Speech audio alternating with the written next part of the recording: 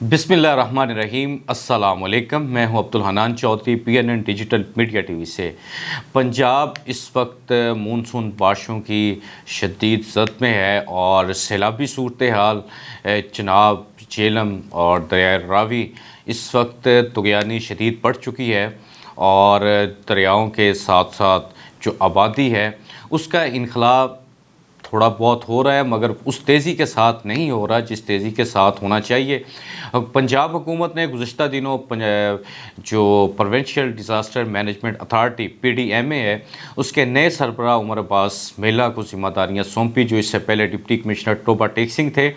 उनकी नए civil service के अफसर हैं, मेहनती हैं, काम कर सकते हैं, मगर PDMA को इस वक्त ज़रूरत ये है कि जो आबादियाँ दरियाओं के साथ साथ हैं उनका इनखला सैलाब से पहले यकीनी बनाया जाए।